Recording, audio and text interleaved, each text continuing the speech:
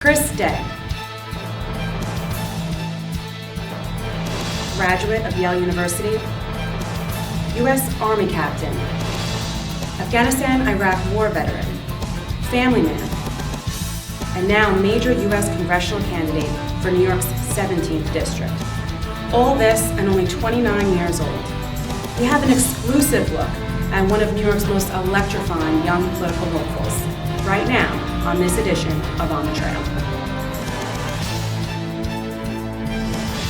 I am Kimberly Sophia, and this is On the Trail. Chris, thanks so much for joining us today. Thanks for having me. Appreciate it. How's the campaign going? It's going great. You know, we had a wonderful event over in Tarrytown last night, and very well attended. The reaction on the campaign trail has been great. People are really ready for a bold change in approach and down in D.C., and I'm there to provide it. So. Well, that's excellent. So, Chris, your constituency is dying to know the man behind the campaign. Right. What are some of your hobbies? Well, you know, I do love Giants football. I'm a huge Giants fan, so I try to get this fall is going to be tough for me. I'm missing a lot of watching those games. Sure. And you know, I've got a son who's 5 years old. We always spend a lot of time together. You know, go out and take him to parks and that sort of thing. Spend time with the family. You know, just pretty simple, basic stuff. Go out and have some fun with some friends. Barbecue. I really like barbecue and grilling outside. Yeah. Oh, that sounds great. So, normal stuff a guy does in the suburbs sort of thing. Exactly. Yeah. So, Chris, given your extensive resume and many professional successes, what inspires you to run for public office and move away from the private sector? Sure. You know, it's really the challenges we're facing, and I don't see anyone in Washington really stepping up to tackle them. You know, I look at my son. You know, he's just started kindergarten, and I wonder when he graduates school, when he finishes college, is he going to have the same opportunities I had? Is he going to be able to go to a good school and get a job? And the way things are going in this country, it doesn't seem like it. And you know, this past spring, I saw that there was no one there to step up for the challenge, and I think it's a challenge worth taking and a burden worth shouldering to try to fix things. If good people don't go in, there's no one there to really represent the folks anymore, and I think that's the kind of direction it's been going. It needs to be fixed, and that's why I wanted to step up to the plate. Speaking of things needing to be fixed, Nita Lowey. Nita has had this long tenure in office and has much notoriety throughout the 17th district. Yeah. What are you trying to do differently to diversify yourself and get your name out there? Yeah, you know, the big difference is that, you know, Nita's been there for a very long time, and one advantage we have is that this is a pretty new district here, actually. About 45% of the district was just brought into under her 2 years ago. This is the first midterm election she's facing. So we've got all of Rockland County, and in northern Westchester, Peekskill, Yorktown, more Republican areas that haven't been there. This is a less Democrat district than she's ever represented. So we have that initial structural advantage. Okay. And you know, she's got a big campaign account. She's been around for a while. She's got the power of the incumbency. But we've got the energy and the grassroots and going door to door talking to folks and really getting that message across. Things that she hasn't done for a very long time. She hasn't gone out and really interacted and interfaced with people. And when I talk to them, they say, oh, wow, you know, we haven't seen our representative in years. It's really great to see. Just the fact that they're seeing me personally one-on-one, and I want to hear their concerns. It's so different from the way things have been, in especially Westchester, where she's represented for longer, and the parts of Rockland she has. They're not used to that, and they appreciate it. They want to see someone who's going to actually take time to hold the town hall and hear their voices, as opposed to deliberately not holding them. When Obamacare was going through, she chose not to hold them. It's a very bit different change in approach, different form of campaigning and form of reaching people. And in the end, the best way to do things is to talk one-on-one to folks and get them to realize what you're all about, as opposed to just, you know, pushing out mailers and trying to campaign from your office. I see. And now, Chris, let me ask you, do you think your age gives you a disadvantage? No, I think it's an advantage, honestly. And you know, it's funny because I go talk to senior citizen centers, and they tell me, oh, we need young folks in there, and we need youth, we need energy. And the new approach, the new way of doing things, you know, my experience speaks for itself. I've spent 4 years in the U.S. Army. We got 15 total months of deployment, or about 14 and a half total months of deployment time overseas in combat leadership positions. I manage multi-million-dollar budgets. I'm a vice president of an investment firm. So, you know, there's a difference between age and experience, first of all. I have that experience. And I think that the generational shift, the bringing the new approach, the understanding of the way things are going, and of the challenges being faced by younger voters and by even middle-aged voters at this point, that they've been out of work for so long, and they're coming into the workforce with big problems ahead and wondering whether they'll be able to pay off student loans, that sort of thing. You know, I understand that because I'm living it, as opposed to maybe have lived it in the past. It's an advantage to be going through it right now. Well, that brings me to my next question. Yeah. What would beating Nita Lowey in this race bring to the state and to your district? Yeah, it's right now. My opponent tends to try to say that, oh well, I can bring home the bacon. I'm the ranking minority member of the Appropriations Committee, and that seems to be the big thing. Well, first of all, there's a key point in there, minority member. The way it works in Congress is you take all off the top for the majority party, and then after that, the ranking minority gets it. So the most junior majority party person is going to be able to get more stuff than the ranking minority member. It's a simple flaw in her argument. And on top of that, we've seen a total lack of actually following through on things. I mean, we have the Tappan Zee Bridge, one of the biggest infrastructure projects in the country, if not the biggest. And not a single dollar of federal grants was awarded for that. Now, if that means it's going to be on commuters, Governor Cuomo has no plan to pay for it, other than raising tolls up to potentially $15 from the current $5, which would destroy household budgets. It doesn't affect her at all. It affects the constituents. Now, there's an inherent contradiction. If you're going to say that you're bringing home the bacon, and then at all times when you can't, and you've proven you can't, you're saying, oh, well, it's the Republicans' fault. It's Bush's fault. It's this, it's that. There's always an excuse. So either you're always being stopped or you're accomplishing things. It can't be both. I will be able to actually get things done. And I'll be willing to take on the tough issues that she's been sort of kicking down the road and not willing to do. She's not willing to take stands against her own party. She's not willing to take stands just against the popular opinion. She's just going to flow and keep checking that box. That's going to be the big difference, a vocal, active representative in Congress. Okay, and Obamacare. Throughout your campaign, you've been a strong opponent of Obamacare. What alternatives can be offered? Yeah, one of the things I always say is that healthcare was broken before Obamacare, and Obamacare is essentially building a broken house on top of a bad foundation. We needed to fix healthcare. It was already had involvement with the government that was messing with prices, that sort of thing.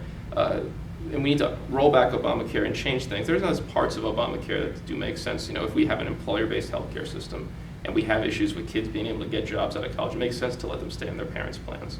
It makes sense to let pre-existing coverage conditions be covered. But it doesn't make sense to create a fake marketplace and force people to get on plans they don't want and thereby raise their rates. My fiance lost her coverage because of Obamacare. And if you look at the numbers, they're bragging about all these people got covered. Well, almost the exact same number of people lost their coverage as got covered. It's a net of almost zero. They just shifted from one plan to another, often more expensive. We have to have more choice in insurance and in healthcare. And let's focus on directing things, because a command economy just doesn't work. It won't work in this huge segment of our economy. It doesn't work in any economy. It didn't work in the Soviet Union. We need to let the market work. We need to let smaller, disruptive insurance companies be able to get in, and with the levels of regulation and the levels of government involvement, it keeps out those innovators that are really reforming every other sector of economy. And instead, we just have continued increases in costs. So we need to get more cross-border competition for insurance, more choice in individual plans, more competition from smaller market players by rolling back some of those Obamacare proposals. But we need to do it now. We as Republicans need to say, Obama's never going to sign full repeal of Obamacare in the next 2 years. What can we agree with a majority of Democrats can get fixed? So the medical devices tax, for example, it inherently increases the cost of healthcare because it's a thing that you pay for through your insurance. That's something a lot of Democrats disagree with. Let's get that done now. And then when 16 comes, we'll be able to get the real true structural reforms that the president's just never going to sign off on in the next couple of years. Speaking of taxes, one topic that's on the minds of many, people of Westchester and Rockland is taxes. Yep. Do you believe the current tax structure is failing Americans? Yeah, we have a very complex tax code, both on the personal side and the corporate side, and higher rates with low effective rates, so high marginal rates, low effective rates. It's been reformed in the past. It needs to be reformed again. We need to have a way to get a more efficient method of especially corporations paying taxes. Right now, the statutory rate is 35%, which is one of the highest in the world, and the effective rate on Fortune 500 companies is around 11%. Meanwhile, Main Street businesses are paying closer to that 35% because they don't have the armies of lawyers and lobbyists that either find loopholes or lobby the Congress to pass loopholes. We need to simplify that code, lower the top bracket, and then we'll be able to let that Main Street business pay a more reasonable amount of taxes. And then the other issue is that the federal government pushes all these mandates down onto states, and in turn then the state has been pushing them down onto localities with no concern for the impact that has on the local taxes.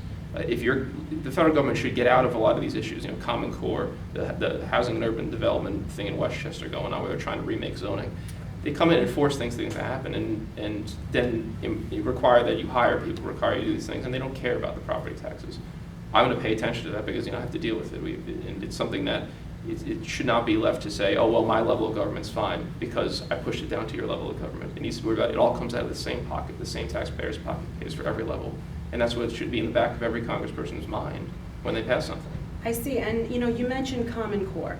It seems that there's a lot of animosity from students and teachers alike surrounding Common Core Yep. these days. However, people shy away from talking about it. What are your views on the Common Core? The Common Core needs to go, first of all. The state has the power to do that. The problem is that they're shackled with this requirement of, if you want federal education monies, you have to have the Common Core standards in place. So we need to make sure that our federal government is allowing the states to make the decisions on education. Education is one of those things that is best decided at a lower level, because we don't know what does the inner city school in the Bronx have in common with a school district in Nebraska, have in common with a school district in the suburbs of San Francisco. Nothing. They're totally different. We're with over 300 million person country with thousands of square miles. We need to let the lower levels of government handle it and make sure that if they're going to get the funding, it's used properly. Obviously, you have to have safeguards on any federal grants to make sure they're used the way they're intended and not abused. But they can't be directed onto how to teach, and that's the problem. So if we take that gun away from the head of the states and then let them withdraw, which they should, we'll be able to then go back to teaching our kids the right things. And it's one thing to have standards, which we should have. It's another thing to say, this is exactly how to teach. It's another thing to say, well, the system we have is fine, let's just crank down tighter on the students. The system for education in this country is pretty broken. We need to realize that we're educating kids to do things that aren't really useful anymore. We send kids to go to just pick a 4-year school and get your 4-year degree, and when you get out, you'll be fine. It doesn't work that way anymore. They need specialized training. We need people being able to get vocational skills, that sort of thing. And all levels of government should be focused on that to make us more competitive internationally, as opposed to just cranking down on testing and methods of teaching the way they've been doing with Common Core. I see. And now, Chris, you seem to have a lot to add to Washington on domestic issues. Let's talk about foreign policy, particularly the growing political turmoil in the Middle East and Ukraine. Do you believe that we need to give the Iraqis more U.S. support in the fight against the ISIS rebellion? Yeah, the ISIS whole thing going down occurred right where I was serving in Iraq, outside Tal Afar, was where they first started. And they've steamrolled through everything. And the Kurdish forces up there, who were peaceful allies of America during the war, have been completely pushed back. The Yazidi people, who my interpreter in Iraq was of that descent, and they're a persecuted minority already, and they were stranded. Throughout all of this, the Iraqi army itself is in full-fledged retreat. We've had a complete lack of leadership. And the longer, I was taught something in the Army, sometimes it's better to get an 80% solution now than a 100% solution when it's too late. And our president never learned that lesson. He never learned that it's better to make the decision when you can still have the effect. And the problem is, had he started when this first was becoming a threat, offering direct close air support, as I recommended at the time, to the Iraqi army, we wouldn't have ISIS essentially having its own state right now. And now we have a very established, entrenched force, and we're running out of options.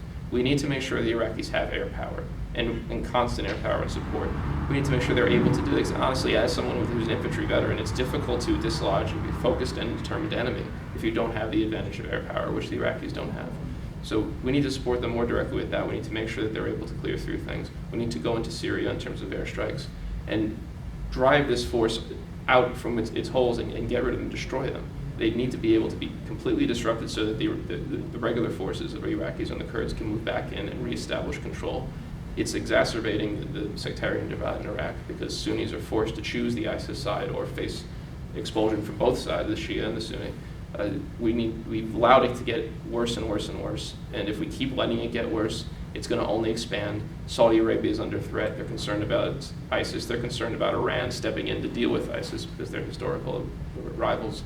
But when America does not lead in the world, and I don't like excursionary wars. I would have to fight in one. It's a lack of principled leadership and ability to defend itself and its needs and its allies.